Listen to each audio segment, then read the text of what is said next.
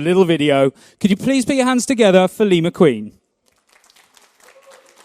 I've been in business for 40 years. Your prize is working with me. Lee, you're hired.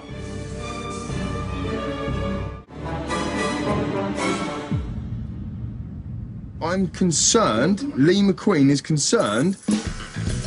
Gritty salesman Lee McQueen. Among his colleagues, one of the most popular. Come on, that's what I'm talking about. We're rich in it, man. Team Alpha, that's what we're talking about. Black bag. Why have I got to go and buy a black bag and laugh or what? If I'm project manager and you don't pull your weight, any of you, you're going in the boardroom. Simple as that. Yes! Get it! Come on, get it! So he's great at selling. The main virtue, as far as I can see, anyone who can sell anything from time in a luxury car to thongs must be good at selling. Here's Lee the salesman. Oh, hello, ladies. You come to see the right man. Sea bass, beautiful, really, really lovely. And it's fresh today. Thank you very much, man. Just have a little sit in it and have a little feel. I mean, my heart's racing just being in here to do business. Fantastic. It can be used as a starter or as a dessert.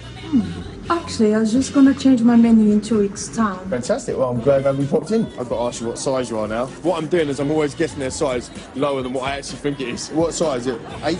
I'll have a 12. Yeah. I don't take any money from you. I just need to get your commitments. I mean, how does that sound? I mean, fantastic. Thanks very much. You can see it. I'm buzzing, yeah? I'm passionate about it. Hey, we're going to make millions, man. Yes. Let's go sell some more knickers. Oh, well done, Lee. Good win. Right, I'm up then. What does that mean? Round of applause or what? Okay, good. Excellent. I'm coming out here. Fantastic. Okay, cool. So, look, firstly, I want to say thank you to Mark and Natasha for having me today, and for all of you that are waiting around to see me. Thank you. I don't know why you're doing that, by the way, because there's beers on, I think, in the next half an hour, 45 minutes or so, so that's really good. I've been asked today to talk about... It's weird, actually, watching that video back. By the way, I'm still dining out on the fact that was so long ago, right? So you can probably see how long ago that was. But it's weird, actually, watching that back, because it's all about sales and sales and sales. And I'm thinking, I'm not even going to sell you anything today. It's craziness. So you'll be pleased to know that. Actually, why I'm here, because Natasha and Mark asked me to come and talk to you about my story.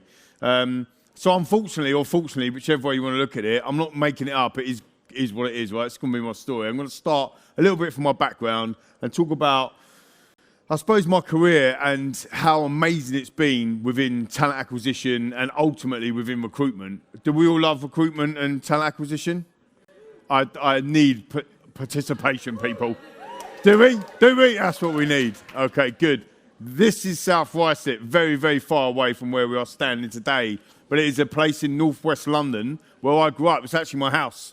So this is it's a 3-bedroom council house, or local authority, I think the right word is now. And I grew up there with my mum and dad and my sister. And the reason why I bring that up is because it's quite poignant, I think, in the reasons why we do what we do, or why we end up being successful or relatively successful. I always think it's a whip, right? Work in progress for me. I'm still not kind of there where I need to be right now. But it's important because growing up, I was the kid that went to school with second-hand bikes. So my mum would buy a BMX. Do you remember BMXs, by the way? Yes, that's the era I'm talking about. My mum and dad would buy me a BMX, but it had rust on it. It was second-hand. They'd rub it down. They'd make it look new, and that was me. Did anyone identify with that? Because that was kind of me. When everyone else was wearing Reebok trainers, I was the kid in high-tech. Now, high-tech might be amazing now, right? They might be really good. But I was the one that was wearing the high-tech trainers, or the Woolworths plimsolls. Do you remember them? We all wore them, didn't we? Let's be honest about it. So that's important, but I think the key part of the story, this part of the story is, my dad's a milkman, right? So for 42 years, he worked very, very hard, got up at 2 o'clock in the morning and pounded the streets of northwest London every single morning for 42 years. My mum's a receptionist, that was the upbringing that we had. It was a really good upbringing, don't get me wrong. I'm not kind of painting the fact that, we didn't have anything. They did their best, and that's what we had. But what we did have is we had spirit and we had enthusiasm. as you can probably tell from the video. And we also had work ethic. I think that's massively important. Everyone that I've ever met that has been successful, is on a really path to success, have had one core thing, which is being able to build relationships, but being able to work hard. I think, for those of you who are running teams, for those of you who are on your own career paths, you kind of already know this, right? That actually, when you're hiring, when you're building out your teams, when you're in your own career, it is that work ethic that is absolutely incredible. It's also really difficult when you don't get a good start in your education or a good start in life. And actually, when I was 17, I was leaving school, but I had horrendous GCSE results. I probably shouldn't tell you what they are, but I can remember them, so they're embedded in my mind. Because back then, if you didn't get really good GCSE results, you didn't go to get on to do A-levels. And if you didn't do A-levels, you weren't going to university. And if you weren't going to university, you're basically already failing. It might have changed a little bit. Apprenticeships back then, in my era, weren't very sexy. They're quite sexy now, no? Apprenticeships? Yeah, genuine. God, this all audience participation's hard. Back then, it was kind of be an electrician or be a carpenter or whatever as an apprenticeship, standard. Now you can do apprenticeships and everything. So that's slightly different. But nonetheless, I did IT, and I wish I could stand there and say to you, yeah, I did IT because I knew that IT was going to be revolutionised over the 20 years or so. But it was basically because a few of my mates were doing it. So I thought, I'll do that as well.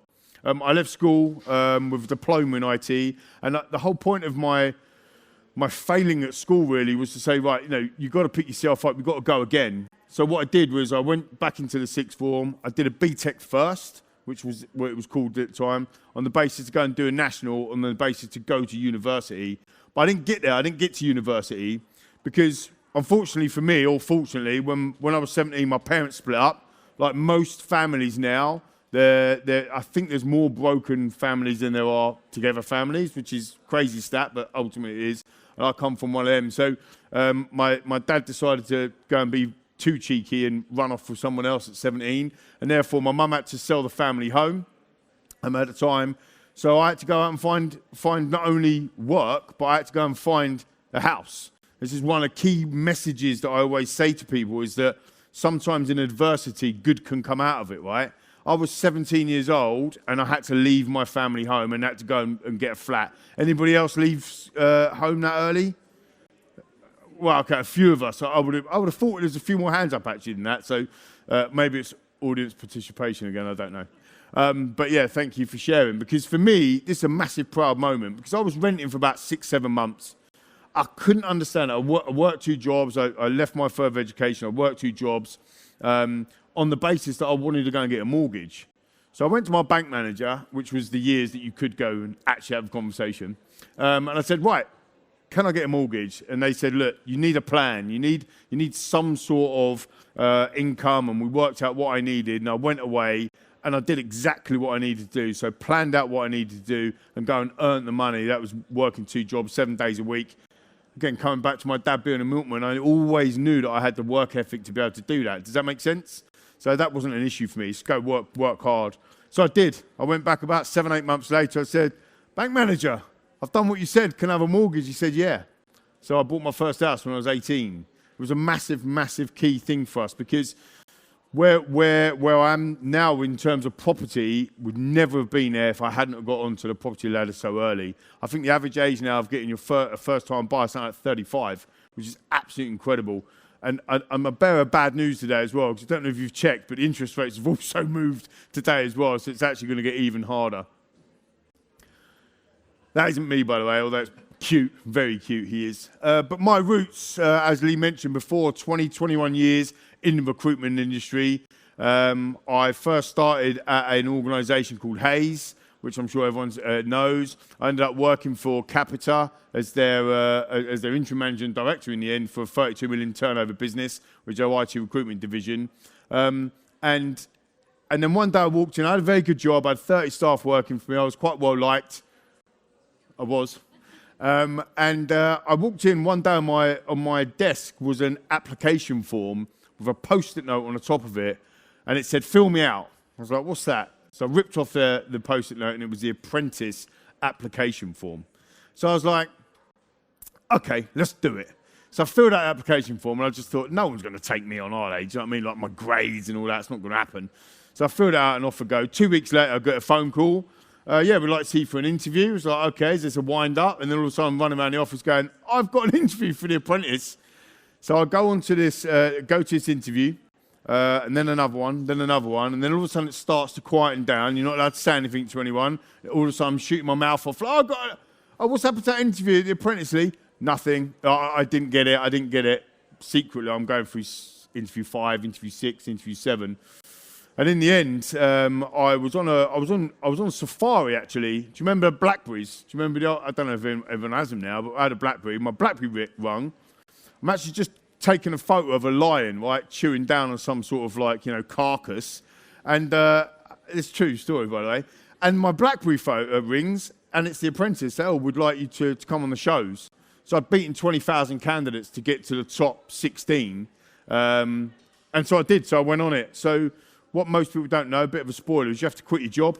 So you have to quit all your earnings and you have to go on to The Apprentice not knowing. So I gave up a very good job, very good earnings to go and see what I could do. So you can see that I'm a lot younger in these pictures. And you can see this is the photo that they take right at the beginning before anything started. You can see I got a little smirk on my face. So I knew deep down that I'd win. No, I didn't. Honestly, I didn't. Didn't think that at all. But as you can see, this photo, I did win. So they put me through, as you see on the TV, 12 weeks worth of assessment. It's observational assessment. It's the reason why I'm in the job that I do, the businesses that I now run, because we're watching, we're looking, we're learning, we're observing. Can these individuals sell? Have they got commerciality? Can they build relationships? Can they galvanize a team? What better way to look and observe and to see, have we got the right skills or the right behaviours and competencies? What better way than observational people assessment? Love it. So that's what The Apprentice was. It was a huge assessment centre. Oh, I don't know why they've come up differently, but there you go. So, from The Apprentice to the Boardroom, I worked for Lord Sugar and his son Simon for 2.5 years. We built a business called Amscreen from scratch. So it was a fantastic opportunity for me. I'd always been in recruitment, never been in digital media, but that's what the Amscreen business is. It's a digital media business that actually took the petrol station market by storm. What we did is we created screens that would enable organisations or small businesses to beam their advertising into the petrol station forecourt. It sounds so easy now because we're in 2022, but in 2008, no one was doing this stuff. Like, digital media was very different. We were still putting posters up on the walls. Out of home media, outdoor media, we're still putting posters up. So we built that business for 2.5 years. Very, very good business. It's gone pan-European now. And actually, the Amscreen business now manufactures all of the screens for the bus stops that you see. They've got a partner in Clear Channel that does all of that sort of stuff with them as well. Fantastic business, but selfishly, it wasn't mine. It was never going to be my company. I never had shares in that business. It was never going to be mine. So forgive me for being ambitious, but I thought, look, I want to do my own thing. I want to go and drive my own train, as I call it, the crazy train. I'm going to go and drive my own crazy train. So I set up a business called Raw Talent. So back in 2011, most organisations that were looking at early careers would only look at graduates. It's a graduate recruitment market. Some of us in the room still might think about it in this way. But if you're looking for young, bright things, I'm not even sure I'm allowed to say that anymore, but if you were looking for people on the early careers spectrum, you were looking for graduates. And you were going to Pareto Law, Graduate Fast Track, Metamorphes, GradWeb. That's what you're doing. And Pareto Law, amazing company, market leader in that field. But what I wanted to do is I wanted to challenge everybody and say, well, hang on, why do you need graduates? Why can't you have graduates and non-graduates? Why don't we widen the talent pool by actually looking for people that can do the role based on competencies and values and ultimately behaviour, just like The Apprentice? So that's what I did. So we set up Raw Talent. I got on my soapbox to everybody that would listen, including you brilliant people today. And I said, let's rip up the resume, let's rip up the CV and hire based on values and competencies.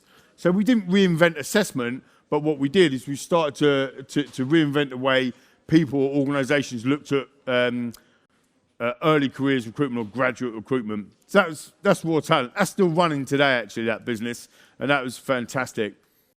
Phoenix 51. this is where we're at today. So I started a business with my co-founder, Chris Wimshurst, who's a business psychologist, back in September 2020, in the middle of a global pandemic.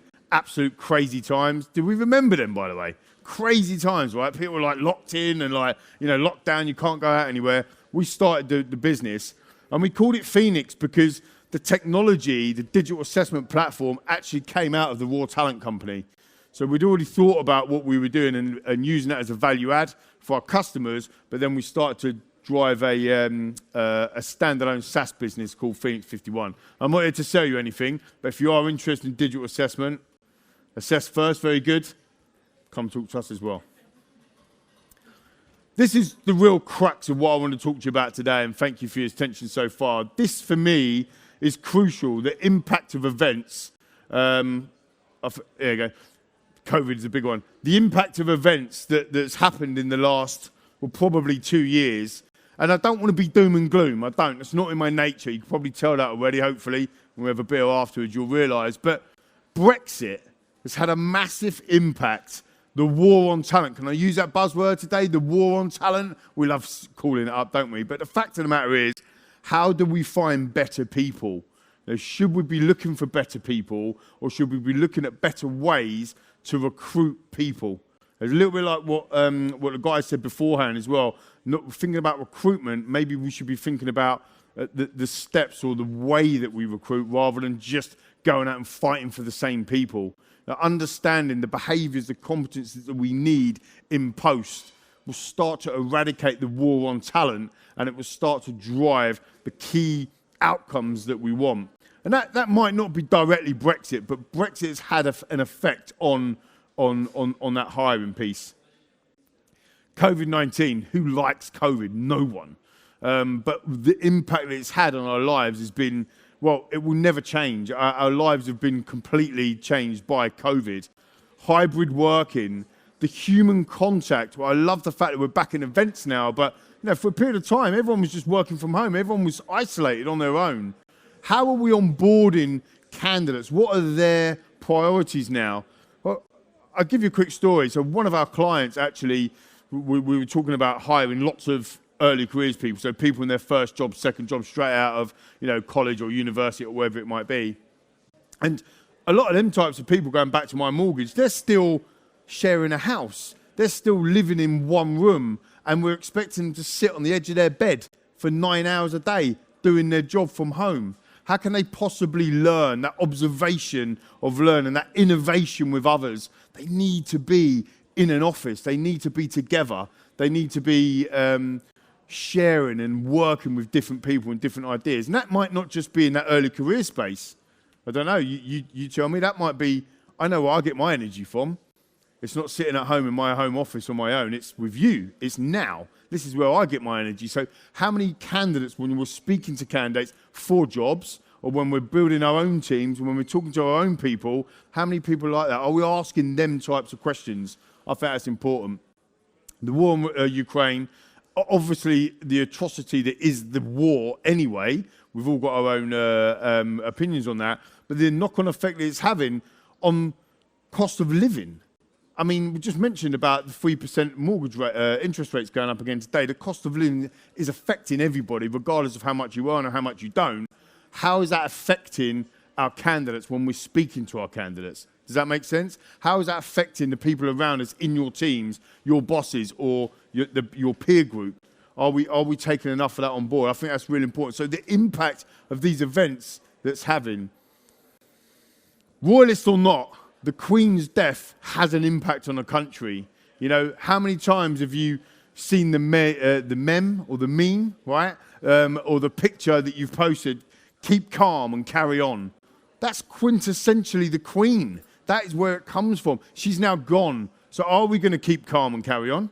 Or is that now going to change? The impact of that event that has on our business, on our lives, on our candidates as well. And I'm not a politician, I'm not going to go down politics route, but they are there, they have to be there.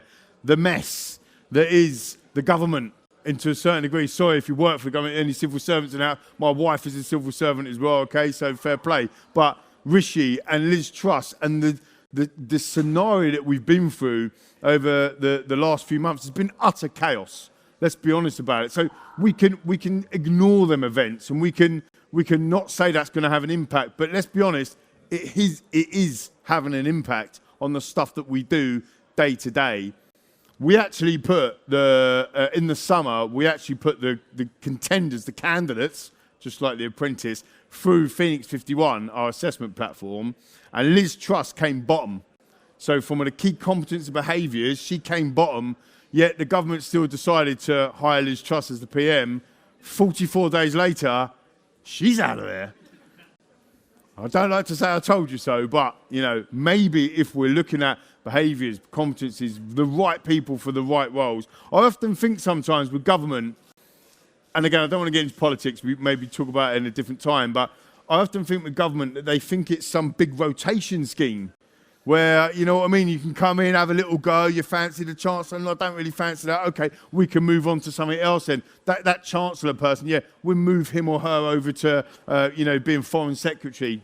Hang on a minute, I thought you were a finance expert. Why can't we just put people in roles that are finance experts, or people in roles that are leaders, or people in roles that are foreign policy experts, rather than just keep shuffling or rotating? To me, that makes... I'm no expert, my brain is small, but to me that just makes sense. Maybe it's the recruiter in me, I don't know. So the boardroom. I sit, obviously, in my own boardroom. I've sat in Sir Alan's or Lord Sugar's boardroom for a long period of time. I sat in big corporate boardrooms as well. And what I see when I talk to clients, when I talk to customers, when I engage with people like your good selves, what I see that's happening in boardrooms is that we're asking ourselves the questions, how can we improve diversity and inclusion? We're asking ourselves the questions, how can we get more to our bottom line? Let's be honest about it commercially. We're asking ourselves the questions, how can we beat the war on talent? How can we grow? How can we improve? But the fact of the matter is the impact of the events that we've just talked about should also be talked about in the boardroom. And that's how we're going to overcome. That's how we're going to keep calm and carry on. That's how we're going to end up being better than where we were 3 months ago, 6 months ago, 9 months ago. So a couple of key things to take. I'm nailing the time, by the way, literally. I'm so proud of myself.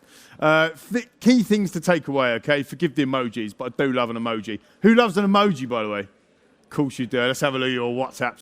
Okay, using a crisis as an opportunity to review and reset. Talking about COVID, how many of us had to review and reset when COVID hit?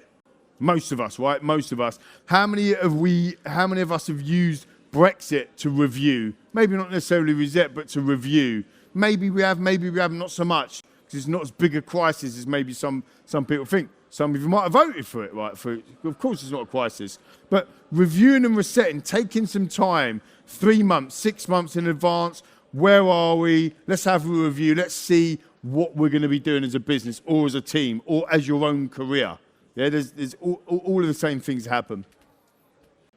Some of the people in my business won't take risks, and we need them people. Do you think I'm a risk taker? Yeah, I am, right? So, but don't be afraid to take risks. Get some counsel, of course, to make sure that it's a considered decision that you're making, but don't be afraid to take risks. We started a business in a global pandemic. That's a massive risk. I put a lot of my own funding, if you like. I was going to say fortune, but that would have made out that I'm rich, and I'm not. So, but I put a lot of my own money into up for grabs. Well, I took a risk when I went on The Apprentice. Why did I take a risk? Because I quit my job, and I could have been deemed as not very good.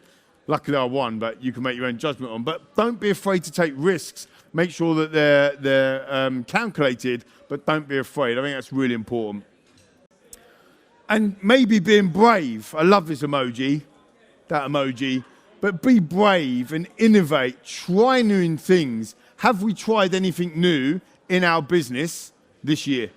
Have we tried anything new in the last 3 months? Have we tried anything new in the last month in our own team, in our own career? Have we put a hand up and we said, I'll do that. I'll give that a go. This is how people get on. When you're talking to your candidates, when you're talking to your peer group, when you're looking at your career path, why am I not moving forward? That's because you need to be brave. I'll have a go. I might fail. I might be rubbish. These businesses that I've set up might fail. They didn't yet, but again, work in progress. So be brave enough to say, okay, let's have a go. Does that make sense? And I'm a Tottenham Hotspur fan, right? So I'm massively resilient. We win nothing, Tottenham Hotspur. So therefore, and I get a lot of answer, and I'm bringing up the sport because we're in, obviously, Ashton Gate, right? Bristol City's ground. So there has to be an element of resilience. There has to be an element of trying new things and not worrying about if they go wrong. Because if I worried about it going wrong, I wouldn't announce that I'm a Tottenham fan. Does that make sense? Like, I hope that you can take something out of what I've talked about and maybe a little bit of inspiration, that the guy that had high-tech trainers and second-hand BMXs went on to set up 3 businesses without a degree and is continuing to make waves in that digital assessment market. And if it wasn't for being brave and taking risks, I wouldn't be speaking to you today. So enjoy your beers, enjoy the rest of the afternoon, and thank you so much.